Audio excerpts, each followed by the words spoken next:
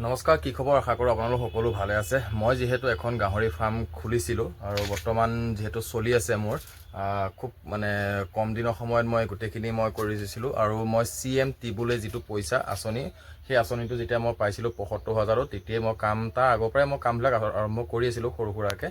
তাৰপিছত যেতিয়া পইচাটো পাইছিলোঁ কাম আৰম্ভ কৰি দিছিলোঁ আৰু মই আগৰ ভিডিঅ'ত দেখাইছোঁ মোৰ ফাৰ্মখন কেনেকুৱা আছিলে। মই বাঁহেদি বনাইছিলোঁ, চাওক মই একে ধুনীয়াকৈ বাঁহেদি এনেকৈ বনাইছিলোঁ ফাৰ্মখন। তাৰপিছত মই এইটো যিটো মই আৰম্ভ কৰিছোঁ ব্যৱসায়টো, মোৰ এইটো ব্ৰিডিঙৰ কাৰণে কাম কৰিছোঁ। মই দুজনী মাইকী গাহৰি আনিছোঁ, এজনী হ'ল লেণ্ডৰক্স আৰু এজনী হ'ল য়ৰ্কশ্বায়াৰ। দুজনী মাইকী আনিছিলোঁ। তাৰপিছত মই মতা এটা সোমোৱালোঁ, হেমশ্বায়াৰ মতা এটাও মই সোমোৱালোঁ। মানে মোৰ হাতত এতিয়া 3টা গাহৰি আছে আৰু এই 3টা গাহৰিয়ে মই মোৰ ফাৰ্মখন আৰম্ভ কৰিছোঁ আৰু মই ধুনীয়াকৈ বাঁহেদি বনাই কৰি লৈছিলোঁ আৰু গাহৰিকেইটা এতিয়া সিফালে আছে। এই দুজনী মাইকী লেণ্ডৰক্স আৰু হেমশ্বায়াৰ, আৰু সিফালে এইটো গলত মানে মতাটো আছে যিহেতু। আৰু বাকী মোৰ এই ফাৰ্মখনত মোৰ কিমান টকা খৰচ হ'ল বা কিমান মানে টোটেল আজিলৈকে কিমান টকা খৰচ হ'ল গোটেইখিনি মই আপোনালোকক জনাম বুলি কৈছিলোঁ কাৰণে মই আজি এই ভিডিঅ'টোত মোৰ কিমান টকা খৰচ হ'ল আৰু কি কি প্ৰয়োজন হৈছিলে মই সম্পূৰ্ণ আপোনালোকক জনাই আছোঁ। আৰু মই কাম আৰম্ভ কৰাৰ পৰা মই প্ৰতিটো বস্তু মই এখন বহীত লিখি গৈ আছোঁ, কাৰণ মোক এখন বহুত বিশেষ প্ৰয়োজন হ'ব। কাৰণ মই কিমান টকা ইয়াত ইনভেষ্ট কৰিছোঁ বা কিমান টকা মই কি হৈছে, ক'ত লগাইছোঁ, গোটেইখিনি যিহেতু মোৰ লাগিব হিচাপ এটা, মই সেইকাৰণে একদম ধুনীয়াকৈ কমপ্লিট মই খালি হাতেদি লিখি পেলাই ধুনীয়াকৈ থৈ গৈছোঁ। মই সেইটোকে আপোনালোকক দেখাইছোঁ। মোৰ কাম আৰম্ভ হৈছিলে 15 তাৰিখৰ পৰা, 15/2 মানে ফেব্ৰুৱাৰী 15 তাৰিখৰ পৰা মই আৰম্ভ কৰিছিলোঁ। আৰু সেই আৰম্ভ কৰা সেইদিনাখন মই গাহৰি টেংকি পৰা আদি কৰি যিখিনি ঘৰ বনোৱাৰ পৰা আদি কৰি একদম 15 তাৰিখৰ পৰা এনেকৈ গোটেইখিনি হেৰি কৰিছিলোঁ। আৰু মোৰ বিশেষকৈ মোৰ বাঁহটো মোৰ নিজৰ ঘৰৰ বাঁহ আছিলে। মোৰ টোটেল বাঁহ এই ঘৰটো বনাওঁতে মোৰ 78ডাল বাঁহে গৈছে টোটেল। আৰু মাটি পেলাবলগীয়া আছিলে, কিন্তু 3 গাড়ী মই ফ্ৰী মাটি পাইছোঁ, বাকী মই 4 গাড়ী মাটি মই ইয়াত কিনিব লগা আছে। তো টোটেল এনেকৈ মই লিখি গৈ আছোঁ কি আনিছিলোঁ। মাটি গাড়ী 600 টকাকৈ আছিলে, মই 4 গাড়ী পেলাইছোঁ 2400 টকা তেনেকৈ মানে। আৰু মোৰ হাজিৰা বহুত খায়, হাজিৰা মোৰ 1500 টকা।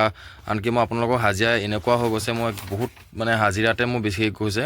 বাঁহেদি বনালে সেইটো খৰচো থাকি যায়, ইটা দি বনালে ধৰি লওক অকণমান খৰচটো অলপমান কমে। মোৰ বাঁহত যিমানখিনি মানে খাটনি হয় এইখিনি চাওক টোটেল। তো মোৰ একে টোটেল বাজেটটো হৈ গ'ল একে গাহৰি আনি পেলাই বৰ্তমানলৈকে যিখিনি হেৰি কৰা, বৰ্তমানলৈকে মোৰ খৰচ হৈছে 72,629 ৰুপিজ মোৰ আজি আপোনাৰ মানে এইটো মাৰ্চৰ 2 তাৰিখলৈকে। মানে এইখিনি মাৰ্চৰ 2 তাৰিখে মই হেমশ্বায়াৰ এজনী আনিছিলোঁ 6,000 টকা দি পেলাই, বাকীটো দুজনীক আনিছিলোঁ মই 6,000 টকা দি। বাকী মোৰ মেডিচিনত এইখিনি আছিলে আৰু দানা মই 3,220 টকা দুবেগ আনিছিলোঁ। তো গোটেইখিনি মিলি মোৰ 72,629 টকা একদম। যি ৰিচিপ্ট মই এইবিলাক জবজোপা মাল আনিছোঁ চব ৰিচিপ্টবিলাক মই নিজে ৰাখি গৈ আছোঁ। আৰু এই গোটেই একদম A to Z মানে আপোনালোকক মই এইখন যদি এতিয়া এনেকৈ বুজাই থাকোঁ আপোনালোকৰ বহুত আমনি লাগি যাব। মই আপোনাৰ 3 পাতো আনিলোঁ, 3 পাত মোৰ 6,800 টকা গৈছে। এইটো 25 mm আনিছিলোঁ। তাৰপিছত আপোনাৰ গাহৰিটো 12,000 টকা, এইটো দুজনীটো 12,000 টকা সেইটো গৈছে। হাজিৰা চাওক, হাজিৰা মই একদিনত আপোনাৰ মই 3,100 টকাও দিব লগা হৈছে, দেখিছে।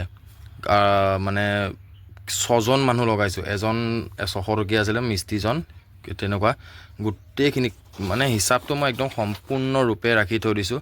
কিন্তু এটা বস্তু কওঁ, যিমান পাৰে বাঁহেদি আপোনালোকে বনালেও মানে কি হয়, হাজিৰাত বহুত গুচি যায়। কাৰণ এদিনতে বাঁহ কাটি কৰি অনাটো সম্ভৱ বাৰী এখনৰ পৰা। দ্বিতীয় কথা, এইবোৰ বাঁহ ফালি কৰি এনেকৈ মেহনত কৰাটো, মই এইখন যে বনাইছোঁ যে চাওক, এইখন যে বনাইছোঁ, এইখিনিয়ে এখন বেৰ সম্পূৰ্ণ বনাওঁতে মানে বহুত সময় লাগিছে, 2 দিনমান সময় লাগি গৈছে। গতিকে বাঁহেদি অকণমান খৰচটো মানে কি হয়, নিজৰ বাঁহ হ'লেও খৰচটো হাজিৰাত গুচি যায়। যদি আপুনি বাঁহটো নিজে কামটো কৰিছে তেতিয়া বেলেগ কথা, কিন্তু হাজিৰা লগালে আপোনাৰ খৰচটো বেলেগ এটা গুচি যায়।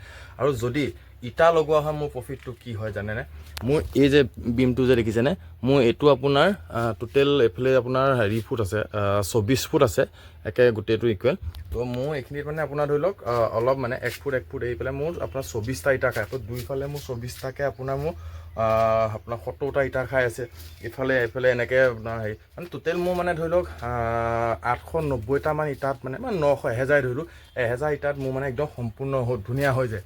কিন্তু মই বাঁহেদি বনালোঁ, উপায় নাই, সেইটো হৈ গ'ল। আৰু বাকী আকৌ মেচিনটো আনিলোঁ, মেচিনটোত ধৰি লওক মোৰ 4,300 টকা গ'ল, 4,000 মোৰ 300 টকা গ'ল। সেইটো মেচিনটো মানে যিটো গান মেচিনটো মই আপোনালোকক দেখাইছিলোঁ যে 2 স্পিয়াৰ মেচিন এটা আনিছিলোঁ, এইটো মোৰ এইটোত গুচি গৈছে। এইটো সেইফালে আছে মটৰটো। তাৰপিছত ধৰি লওক সেই তেনেকৈ পৰাপক্ষত মানে ইটা দি বনাবলৈ অকণমান চেষ্টা কৰিব লাগে, 3 ইঞ্চি ৱাল মাৰিব লাগে, এটা বিন মাৰি পেলাই। একো নাই, এইখিনি হৈ গ'ল। বাকী নেটখিনিতো ধৰি লওক মই যিখিনি নেট লগাইছোঁ, এই নেটখিনি ধৰি লওক মোৰ ঘৰৰ নেট কাৰণে মই বাছি গৈছোঁ। বাকী এইফালে কাৰেণ্টৰ ফিটিংটো এনেকৈ কৰি দিছোঁ, একদম ঘৰৰ পৰা এটা এক্সট্ৰা মিটাৰ এটা মানে এনেকৈ লগাই দিছোঁ। তাৰপিছত এখন এনেকৈ চাৰ্ট এখন মই লিখি থৈছোঁ, মানে পাহৰি যাব পাৰোঁতো কিছুমান বস্তু, বা বেলেগতো লিখি থৈ দিছোঁ যে এতিয়ালৈকে সিহঁতক কি মেডিচিন মই দিলোঁ, পেলুৰ পৰা আদি কৰি কি মেডিচিন আৰু লিভাৰ চিভাৰ এইখিনি গোটেইখিনি এতিয়া মানে দি আছোঁ কণ্টিনিউ। বাকী সিহঁতৰ গাহৰিকেইটা কিন্তু একদম চেহেৰাটো ধুনীয়া, আপোনালোকে চাওক, স্বাস্থ্যটো একদম ধুনীয়া হৈ আছে, শুই আছে বাৰু, একো আমনি নকৰোঁ, স্বাস্থ্যটো এতিয়া ধুনীয়া হৈ আছে। তো সেয়াই, গতিকে মই বাঁহেদি বনোৱাতকৈ প্ৰথম এইটো চাওক, এইখিনি যে টিংপাল লগাইছোঁ যে, ইয়াত প্ৰথম মই টিপ্পাল আনিছিলোঁ, টিপ্পালখন মানে উঠাওঁতে আপোনাৰ ফাটি গ'লগৈ। তাৰপিছত আৰু উপায় নাই, ৰাতিৰ ভিতৰতে সেইটো টিংপাত আনি পেলাই পিছদিনাখন টিংপাত লগাব লগা হৈছে। গতিকে মই যেতিয়া টিংপাতে লগালোঁ, গতিকে মই 3 ইঞ্চি ৱালটো মাৰাটো মোৰ ডাঙৰ কথা নাছিলে, একো নাই। পাছে পৰে যেতিয়া মই মানে, যিহেতু মোৰ এইটো ব্ৰিডিঙৰ কাম, ফেটেনিং নহয়, ব্ৰিডিঙৰ কাৰণে মই কৰিছোঁ। পাছত এই দুটা গঁৰালো মই এনেকৈ ৰাখিছোঁ, পিছত অকণমান যেতিয়া মই ডাঙৰ কৰিম, অলপ বেলেগ এটা জেগা চাই লৈ তাত মই ধুনীয়াকৈ বস্তুটো বনাম। গতিকে আৰম্ভ কৰিছোঁ, আশীৰ্বাদ কৰিব।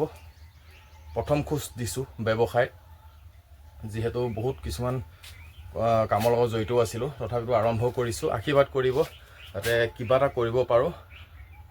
বহুত মানে লাহে লাহে শিকি আছোঁ, বহুত বছৰৰ পৰা মই লাহে লাহে এইবিলাক বস্তু শিকি সৰুকৈ আৰম্ভ কৰিছোঁ। গতিকে আশীৰ্বাদ কৰিব যাতে মোৰ এই ব্যৱসায়খন ধুনীয়াকৈ চলে, আৰু সিহঁতকো আশীৰ্বাদ কৰিব যাতে সিহঁতে ভালকৈ থাকে মোৰ লগত। ধন্যবাদ।